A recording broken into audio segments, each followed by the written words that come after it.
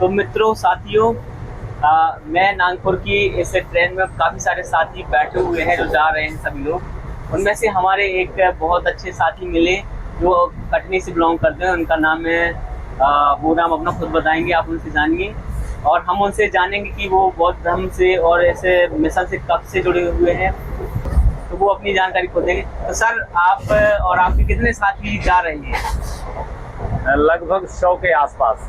100 के आसपास कटनी से? हाँ, कटनी जिले। सर, मैं चाहूँगा कि आप अपना थोड़ा परिचय और अपने बारे में कुछ बताएं ताकि हमारी जो जनता देख रही है, जो मिशन को कमजोर समझते हैं, इस मिशन से दूर भागते हैं, वो ना भागें। मेरा नाम अमृतलाल चौधरी था, प्रथम मैं अमृतलाल बौद्ध बनने जा रहा हूँ और मैं जिला कटनी के अंतर्गत एक ग्राम खिरहनी आता है जो गौरीबंद विधानसभा के अंतर्गत है। वहाँ सलीमनाबाद मेरा तहसील लगने लगा है, वहाँ से मैं हूँ। और ये आरबीएम के लिए आज लगभग डेढ़ वर्ष से 1.5 साल से मैं लगा हुआ हूँ। अनवरत प्रयास मेरा चल रहा है कि जब तक हमारे समाज का चरित्र निर्माण नहीं होगा तब तक चित्र बन ही नहीं सकता।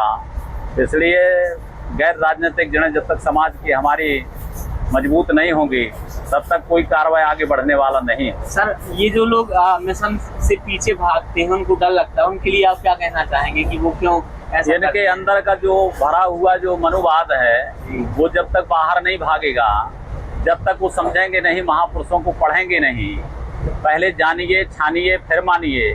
महापुरुषों को पढ़ने के बाद ही अंदर का जो विकार, जो अंदर बैठा हुआ जो शैतान है, जो भूत है, वो कब भागेगा? जब तक महापुरुषों को नहीं पढ़ेंगे तब तक वो भागने वाला नहीं। बाबा साहब जो 14 अक्टूबर 1956 को जो दीक्षा लिए थे, उसका मतलब 14 अक्टूबर नहीं था, उसका मतलब था बुद्ध माने अशोक विजयदशमी। अच्छा सर, ये जानकारी तो मुझे भी नहीं पता थी, लेकिन मैं चाहूंगा कि आप बताएं प्लीज। जी, कैसा? ये जो आपने बताया कि सम्राट अशोक विजयदशमी, इसके बारे में थोड़ा सा बताएं, क्योंकि ये चीज मुझे भी नहीं पता कि आखिर ये है क्या। हाँ, अशोक विजयदशमी जो है, अशोक जब कलिंग युद्ध जीते थे तब वो चंड अशोक थे जी। और वो इतना उनको अभिमान हो गया था, इतना घमंड हो गया था कि अब मैं पूरी पृथ्वी को अपने बस में कर लूंगा। और मेरे सामने सब नतमस्तक हो गए, लोग भयभीत होकर के नतमस्तक होते थे, तो उनको बड़ा घमंड हो गया था। तो उनके सामने से एक नेक्रोध नाम का हमारा बुद्ध भिक्षु जब वहां से गुजरे तो एक शांत मुद्रा में, एक नवयुवा एकदम शांत मुद्रा में जब निकले तो उनकी मुद्रा को देख के ये लगा कि ये हैं कौन, जो कि एकदम जरा भी इनके चेहरे में सिकिन नहीं है और जरा भी ये किसी प्रकार से भयभीत नहीं है। अरे ये आकर के मेरे से नतमस्तक क्यों नहीं हुए, आखिर क्या है? ये निर्भय हो के चला जा रहा है। तो बोले ठहरो, तुम कौन हो? तो बोले ठीक है, मैं ठहर गया। तुम क्यों मुझे बुला रहे हो? बोले मेरे से तुमने सादर नमस्ते नहीं किया, बाकी लोग सब नमस्ते करते हैं, मेरे से डरते हैं। बोले देखो, तुम क्रिमिनल हो, अपराधी हो, तुम क्या हो? तुम्हारे क्रूर प्रवृत्ति है, कितनों का तुमने नरसंहार किया है, कितनों का तुमने मांग छीन लिया है, कितने के जा करके पूरे घर को उजाड़ दिया है। और यही उजाड़ने के कारण और आज लोग भयभीत होते हैं, इसलिए तुमसे नतमस्तक होते हैं, परंतु तुम्हारा चरित्र सही नहीं है। कांपने लगा अशोक और जाकर के बोले मैं क्या करूं? बोले तुम्हारे लिए मात्र एक ही रास्ता है, बुद्धं शरणं गच्छामि। अच्छा, तो तब से उन्होंने हाँ बुद्धम की दीक्षा तब वहां पर उनका हृदय परिवर्तन हो जाता है और तत्काल वहां से बुद्ध दीक्षा उनने लिया। और इसके बाद उनके पुत्र का नाम था महेंद्र और उनकी बेटी का नाम संघमित्रा, जो यहाँ से जाकर के 1 साल वर्षावास किए थे तुम्हारे जाकर के सांची में, और इसके बाद जाकर के श्रीलंका में जाकर के बौद्ध धर्म की दीक्षा का प्रचार प्रसार किए। और हमारे देश में बुद्ध पैदा हुए, परंतु यह बुद्ध जो है विदेशों में पहुंच गया है और ये बुद्ध कारवा जो है, बुद्ध का कारवा रुकने वाला नहीं है। बुद्धं शरणं गच्छामि, धम्मं शरणं गच्छामि और संघं शरणं गच्छामि। इस प्रकार से त्रिशरण और पंचशील। तो ये कारण था कि सम्राट अशोक विजयदशमी मनाई जाती है। हाँ, विजयदशमी मनाई जाती है।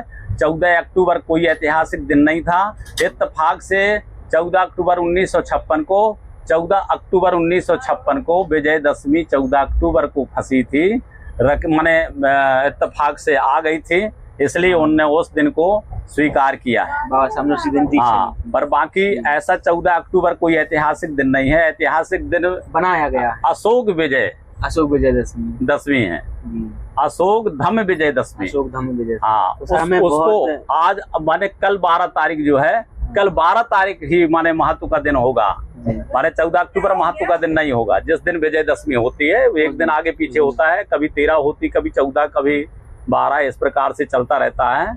और मैं तो मानता हूँ कि लाखों लोग आएंगे, विदेशी लोग भी आएंगे और बहुत बड़ा हुजूम और बहुत बड़ा वहाँ पर आयोजन रखा जाएगा, जिसमें लाखों लोग जाकर के बौद्ध धर्म की दीक्षा लेंगे और अपना कायाकल्प करेंगे और एक नया युग उनके लिए होगा।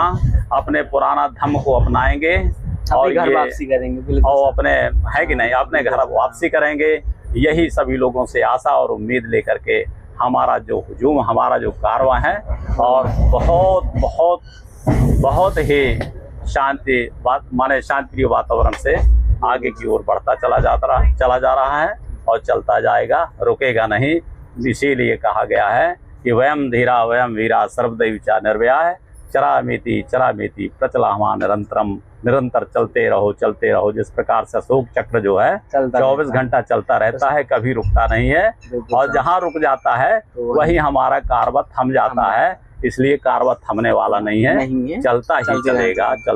मुझे बहुत अच्छा लगा कि ये जानकारी भी मुझे लगी और आपके माध्यम से ये जानकारी लाखों लोगों तक पहुंचेगी, क्योंकि ये लोग इस चीज को शेयर करेंगे और साथ में हमारे चैनल को भी सब्सक्राइब करेंगे और हमसे जुड़े रहेंगे। तो जय भीम।